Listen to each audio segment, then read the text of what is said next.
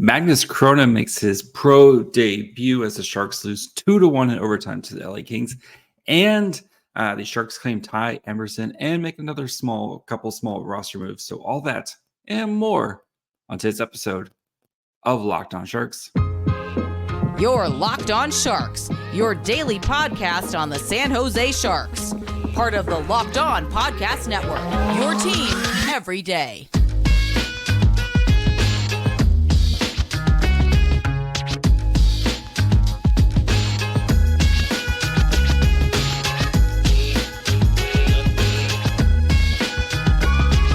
Hello, welcome to Locked On Sharks, the premier hockey podcast covering your favorite team in the Bay Area. My name is JD Young, contributor at Inside the Rink, and I want to thank you for making Locked On Sharks your first listen. Probably part of the Locked On Network. We cover your team every day, and if you want to be an everydayer, all you got to do is just follow along wherever you get podcasts, or you can subscribe on YouTube as well, or do both. Both is good. So going to be today talking about the Sharks' 2-1 overtime loss to the LA Kings. Which players stood out?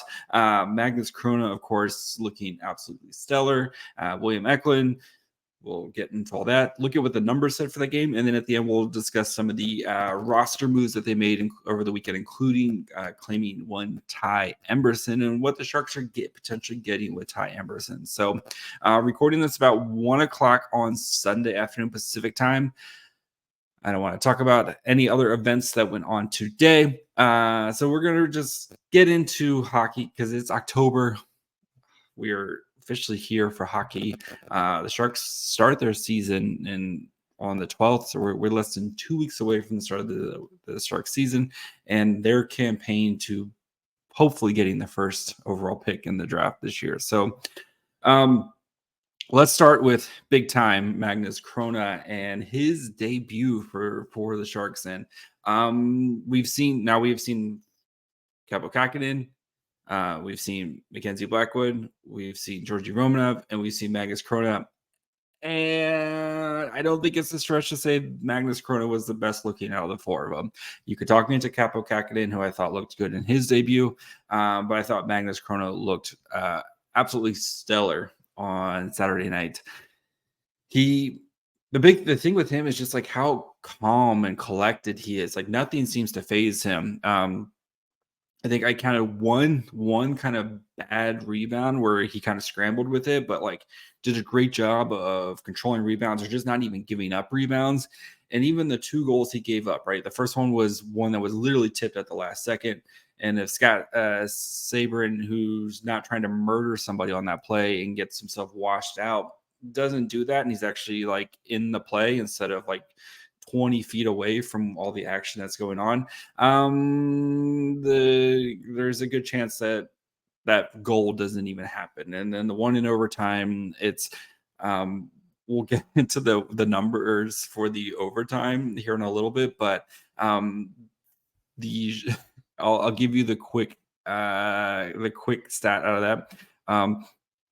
In overtime, in 4 minutes and 21 seconds, since the Kings had a power play, the Kings had 10 shot attempts, and that was 421 during that time, including 8 scoring chances and then 5 shots on goal during that time. And you can only ask your defense, who was dead tired and like so much in that situation. And Magnus Chrona hung in there for a long time on that power play. But overall, though, you have to feel really positive. I'm sure the Sharks are feeling very positive about Magnus Chrona and where he's at right now. David Quinn said he's had a really strong training camp. We'll see with E2 Makanemi where he is at with his injury. I know he's kind of back on the ice and practicing now. But I wouldn't be surprised if Magnus Chrona is kind of getting a good look with the Barracuda at the beginning of the season while Makanemi kind of works back into form. And I know this Kings lineup wasn't the most NHL star-studded roster, but I mean, the traits were there, right? He just calm, cool, the rebound control was in position. Everything you could want for in there in your debut. So, the sky's the limit with Chrona, and I wouldn't be shocked if Chrona plays actual NHL games this season, especially if the Sharks find themselves out of contention and just want to get a look at big time at some point in this season. So Magnus Chrona, the great start. So I still expect him to be playing with the Barracuda to start the season again, especially with Capo Kakinen and Mackenzie Blackwood, but some hope in the goalie pipeline at least. So and then some of the other standouts, of course, William Eklund. I thought William Eklund looked great. Even David Quinn, who's very hard on William Eklund, and I think Shang said he's comparing William Eklund to William Eklund and wanting him to kind of his growth and development, and that's fine, right? But even Quinn said on a bad night of the forwards, William Eklund stood out, and he talked to. Quinn talked about it in the first game that he thought Eklund was okay, but didn't attack the net. Every time Eklund had a chance, he attacked the net last night, right? Great play on the penalty kill to kind of take the puck, and you saw multiple times head of steam, right? Just push it towards the net.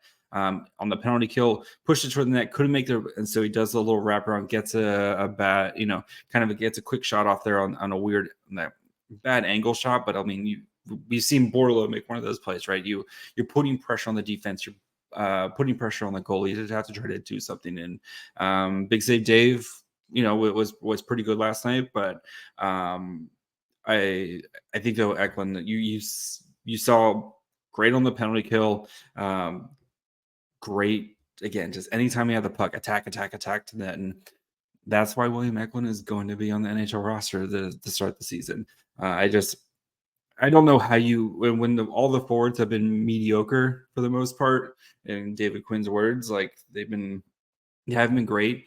William Eklund, every time he steps on the ice, you've been seeing those flashes, and there's nothing more he can do in the AHL. He needs to be playing these NHL games. So I thought Eklund looked really good last night as well. Again, same thing with Mukhamadullin, right? Just making those smart plays.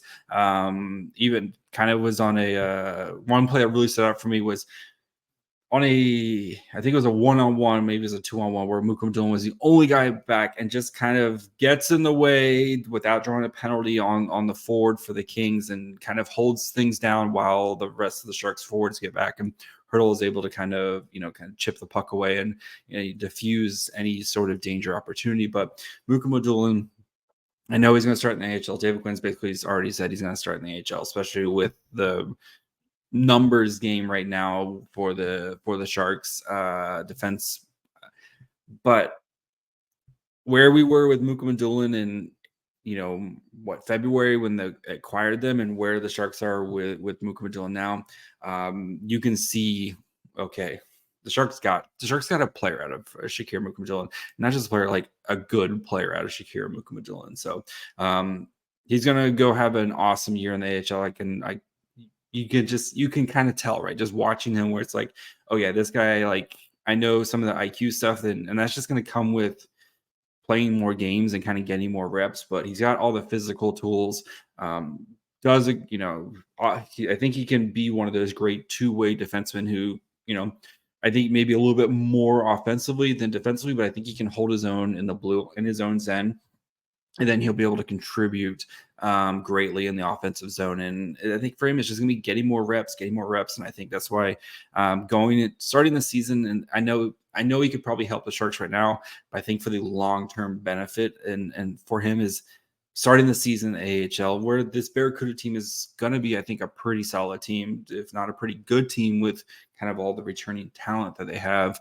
Go get your feet wet. Go play big pressure minutes down there to try to help build a winning team, and then we'll see you in the NHL in the spring at some point. So, but yeah, overall, a lot of the young players really kind of stood out to me, and that's what you want to see in the preseason, right? Is these young players who are fighting for jobs kind of really stand out. So, before we get into the numbers and what the numbers said for this game, do need to take a quick break here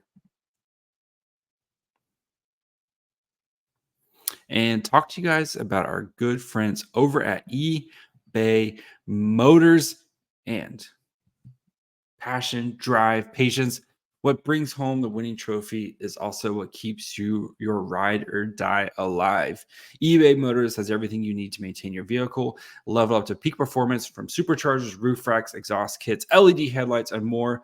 Whether you're into speed, power, or style, eBay Motors has got you covered with over 122 million parts for your number one ride or die. You always find exactly what you're looking for. And with the eBay Guarantee Fit, your part is guaranteed to fit your ride every time or your money back, because with eBay Motors, you're burning rubber, not cash. With all the parts you need at the prices you want, it's easy to turn your car into the MVP and bring home that win. Keep your ride or die alive at ebaymotors.com. Eligible items only. Exclusions apply. eBay Guarantee Fit only available to U.S. customers.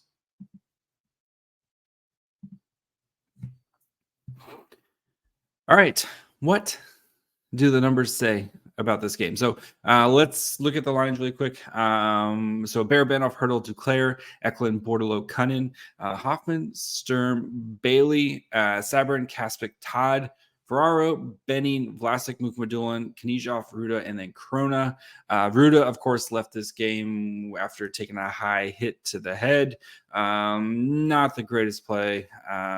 So he left early and did not return. And then on the Kings side, Anderson, Dolan, Maltsev, Lafreniere, Hudon, Turcotte, Fajimo, Pinelli. How did they get a race car? Seriously. Thomas and Chromiak, Ward, Helenas, Dottie, and then Eklund, Clark's going to be a player, dude. Bjornfoot, Maveri, Konata, Hicketts, and then big save Dave in net. So for the Sharks, 5-on-5.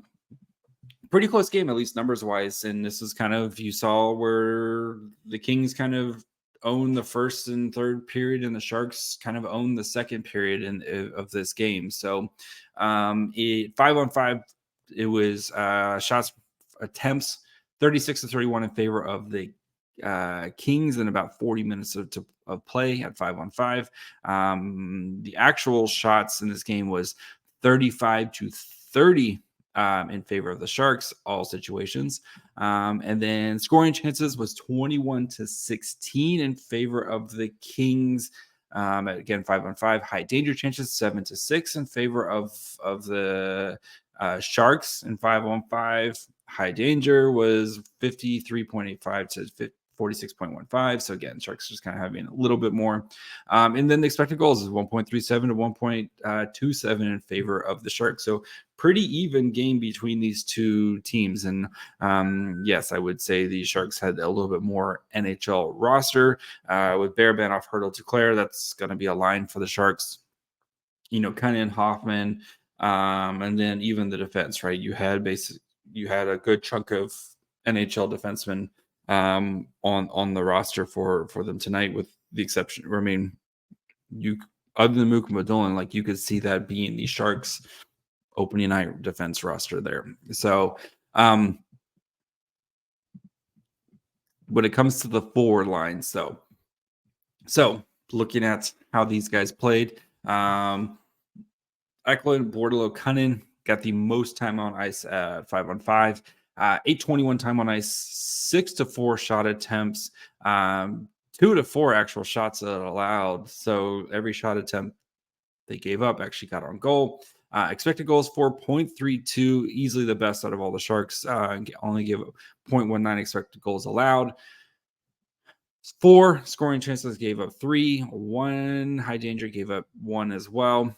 With 2, 1, and 3 zone starts. So 2 offensive, 1 neutral zone, and 3 defensive zone starts. Barabanov, Hertl, Duclair, 7:21 time on ice, 4 shot attempts, 4 gave up 8. Actual shots was 1-4.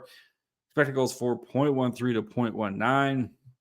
Scoring chances 3-5 in favor of the Kings. Did have 2 high danger chances to 1, and then 0 offensive, 5 neutral, 5 defensive. So a little interesting there with those guys trying to, give some of the younger players maybe some opportunities there. And then Hoffman, Sturm, Justin Bailey, 519 time on ice, 4-4 for shot attempts, 2-1 actual shots, 0.05 to 0.06 expected goals for, expected goals against. So not much happening offensively when this line was on the ice, good or bad, just in all. So 1-1-3 for the zone starts. And then Nathan Todd, Tanner Kaspick, and Scott Saborin, 451, one shot attempt 4, gave up 5 attempts. 0-2 for the actual shots. But that's really interesting. 0.05 expected goals allowed, like 0 expected goals for, again, when you're not creating much offense. But at least they were kind of low danger shots they were giving up. And then 2-1-2. So they actually had the most offensive, or tied for the most offensive zone starts. But also, so Eklund play up with the Hertl-Duclair line and kind of Barabanov's place, especially at the end of the game when the Sharks were trying to push for, kind of push for some offense there at the end. But, I think overall offensively, I know this isn't the bottom 6 was kind of a who's who of guys down there, but it's a little concerning when your top line of, again, Eklund, Duclair, potentially Barabanov, or, it's still getting worked by this basically Ontario Reign roster, right? And not being able to kind of create a ton of offense there. But the Eklund Bordeleau cutting line looked pretty solid. I think there was some chemistry issues where just kind of passes between Cunnin and Eklund specifically were just a little off. And hopefully once they get back and playing some more, especially remember this was Cunnin's first game back from his ACL surgery back in December, so there's gonna be a little bit of rust there, and I know they've been practicing together, but hopefully those issues will iron out. But like just where the pass wasn't right where it needed to be, and one guy maybe had to hold it up or kind of go back a little, reach back a little bit. So just not where you kind of want to see those kind of those plays for. So yeah, we'll see. Let's look at. Actually dive into Magnus Chrona's night a little bit more. So in all situations for Magnus Chrona, made 28 saves on 30 shots, 2 goals allowed, expected goals against us 2.12, 933 save percentage, a 9 save percentage in the year of our Lord, 187 goals against average, 5 high danger shots, 5 high danger saves, 14 mid-danger, 12 mid-danger saves, and then 11 for low danger. So the Sharks did a good job of kind of pushing the defense, pushing those shots out, right? And you can kind of see the formula, I think, what the Sharks are trying to do defensively is limit kind of these high danger chances and try to push things out and hope that your goalies can make these mid-danger, low danger saves. And for the most part, Chrona did that tonight, right? He saved 12 of 14. And, I talked about earlier in the episode of why if Scott Sabrin is not trying to murder a dude, that first goal maybe doesn't happen if he just kind of goes and sits where he needs to sit in the zone instead of trying to just, again, fly by and murder somebody. So, and then again, the PK, they did their best. Those guys that were out there till the end. And if you could have gotten a stop or could have, iced the puck and gotten some fresh, maybe this game goes to a shootout.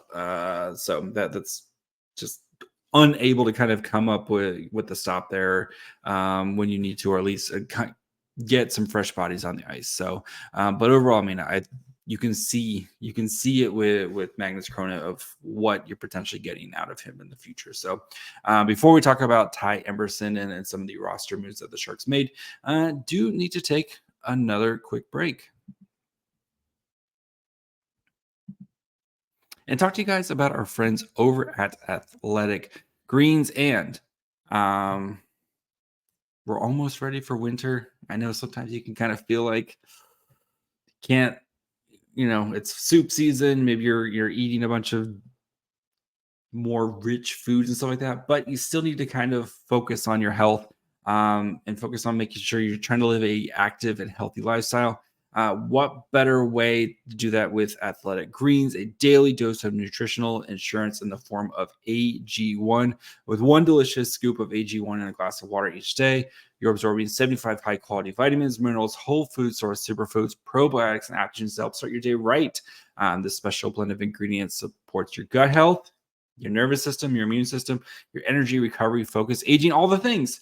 And also lifestyle friendly. So whether you're keto, paleo, vegan, dairy-free, or gluten-free, AG1 contains less than 1 gram of sugar, no GMOs, no nasty chemicals or artificial anything, while still tasting good and supporting better sleep quality, health, recovery, mental clarity, and alertness. So right now it's time to reclaim and arm your immune system with a convenient daily nutrition. To make it easy, Athletic Greens is going to give you a free 1-year supply of immune-supporting vitamin D and 5 free travel packs with your first purchase.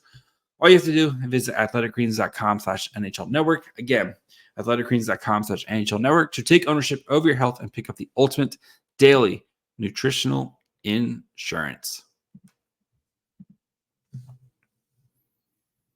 All right, let's finish up talking about some roster claims. So again, I'm this 120 right now. So if the Sharks make any other big moves this afternoon, I'm checking right now, make sure nothing else is coming up.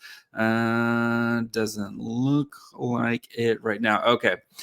So of course, Sharks claimed Ty Emberson over the weekend, a former pick of the Arizona Coyotes, and then played last year was with the New York Rangers organization last year as well, where he played entirely in the AHL.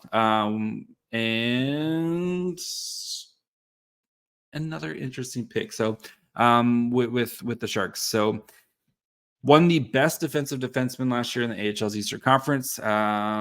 6'2", right-handed shot. Again, just turned 23 as a former. So turned 23 in May.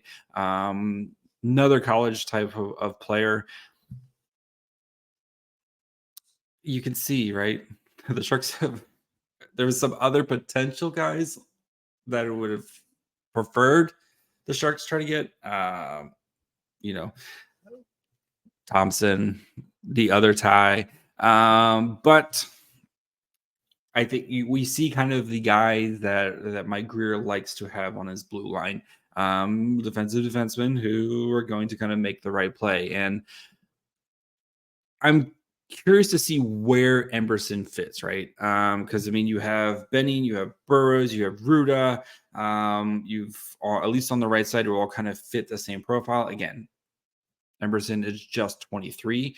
And as a reminder, for the Sharks to send him down to the Barracuda, he will have to pass through waivers. So there's a chance where he gets put onto waivers and the Rangers just pick him back up. We'll see. Maybe, who knows? But then again, then the Rangers have to keep him on their NHL roster. So, but I don't know where he fits right now, other than maybe a potential piece for the future. Again, guy who played college. He was a captain at University of Wisconsin. He played in the AHL for the Tucson Roadrunners the past couple, or for 2 seasons, or a season and a little bit. With the Roadrunners, 58 games, 4 goals, 7 assists, 11 points, and 17 penalty minutes in 21-22 season. So solid job on keeping those penalty minutes down.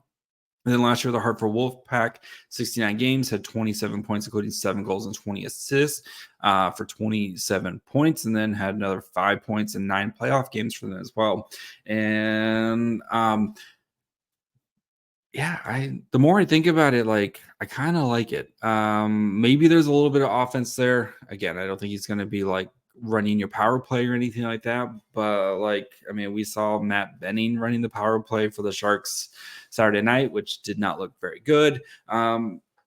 Maybe there's just something there. Again, he's only turning 23. I think for the Sharks, you're going to probably see a lot of these type of claims of let's just get the guy in and see what he can do for us.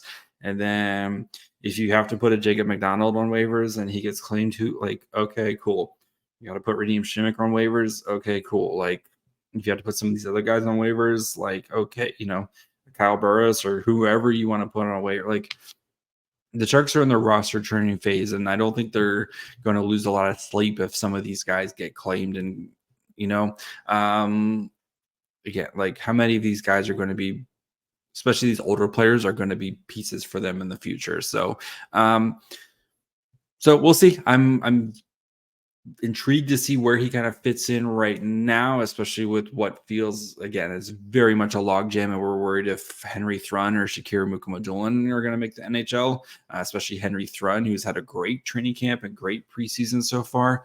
Now it's just kind of another body you got to throw in the mix here. So and then Sharks did make 2 roster moves as well, where they did put Scott Sabourin and Sabourin. Now I'm in my head about it. But anyway, they put him in and Nathan Todd both on waivers. This is just to get them down to the AHL. We know both these guys are going to be AHL players for the Barracuda this year. That's kind of what their role is to be those veteran guys on the team and kind of, provide some depth scoring or try to murder people if you're a Sabourin, at least in his case. So no other, again, nothing right now, double checking. No other maneuvers from the Sharks right now. If anything happens late Sunday afternoon, I apologize. Maybe I'll do a little quick hitter or something like that. If they do anything kind of crazy there, send anybody down. But we'll see. The one guy, Quentin Musty, who has been, he's been practicing with a non-contact jersey. I wonder if they're going to try to maybe get him into a preseason game before sending him back to Sudbury. We've already seen Kasper Haltman dominating in the OHL since he got sent back. He's already got 3 goals. But we'll kind of see what the Sharks do as they try to trim. Remember, they got to try to get down to 23. Roster size of 23. So that's what we'll be looking at tomorrow. Is my prediction on the roster, what they look like, and then we'll talk about the Barracuda roster and what I think potential lines for the Barracuda will look like. So make sure you guys are following along wherever you get podcasts, and of course, you can subscribe on YouTube as well. You can follow the show on Twitter, Facebook, Instagram, and Threads at Locked On Sharks. You can follow me on Twitter and Threads at My Fry Hole. And until tomorrow, bye, friends.